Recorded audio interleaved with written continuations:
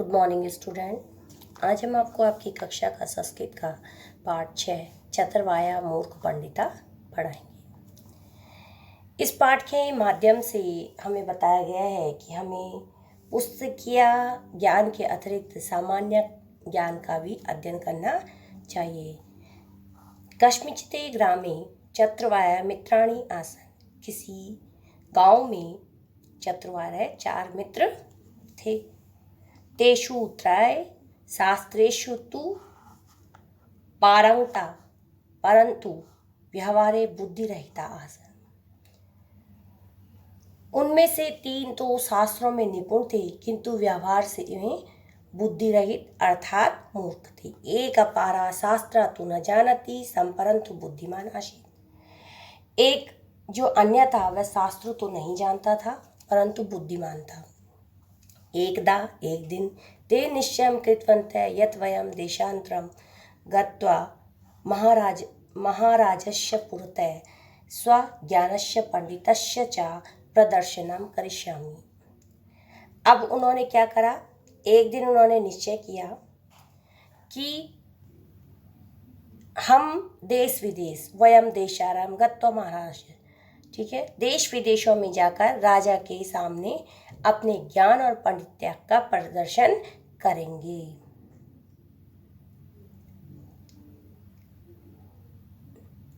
ऐसा कहकर वे देश विदेश की यात्रा पर निकल गए। एवं चिंतयित्वा ते देशात्रं प्रस्था।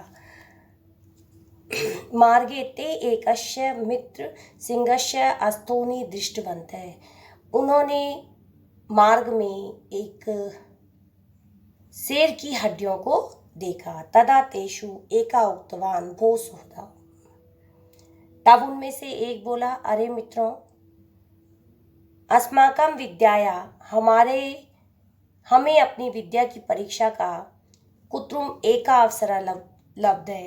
एक अवसर यानी कि एक मौका मिला है। वयम एव सिंह जीवितम कुर्म इति, और हम इस शेर को जीवित करें।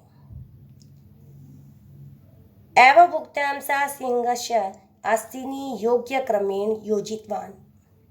ऐसा कहकर वह शेर की हड्डियों को निश्चित क्रम में लगाने लगा। वयम एवं सिंह जीवितम कुर्म। तब दूसरे ने उस पर रक्त इति तदारम यदा तृतीय प्राणदानम कुतम उद्धत अभवत् तदा शास्त्र ज्ञान रहित चतुरता उक्तवान एतस्य जीवन दानम माकु।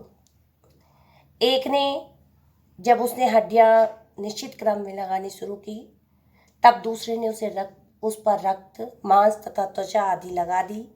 इसके बाद तृतीय प्राणदानम, तीसरे ने उसमें प्राण फूंकने को तैयार हुआ।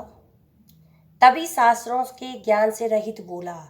तदा शास्त्र ज्ञान रहिता चतुर्थ उक्तवान, चौथा जो जिसपे क्या था, शास्त्रों का ज्ञान नहीं था, वह कहता है,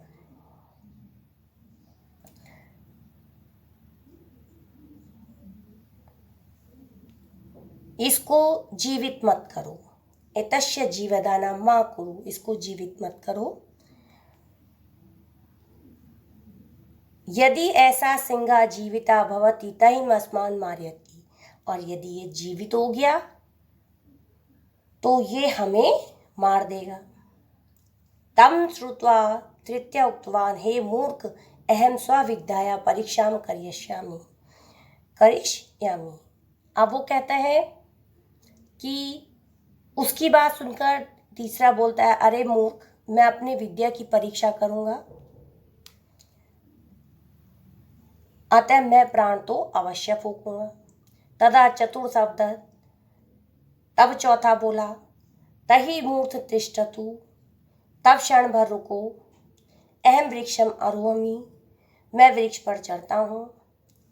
इत्युक्त्वा सा एकम वृक्षम आरोहण, वह एक वृक्ष पर चढ़ गया। तृतीय सिंहस्य जीवदानम कृतवान, तीसरे ने शेर में प्राण फूके। जीविता भूत्वा सा सिंह त्रीन अपि पंडितान हत्वा खादितानि। अब जीवित होकर शेर तीनों पंडितों को मारकर खा गया और तृप्तया तत् निर्गता च तदंतरम चतुर्थ वृक्षात अवर्त्य ग्राम प्रज्ञात आन। और क्या किया?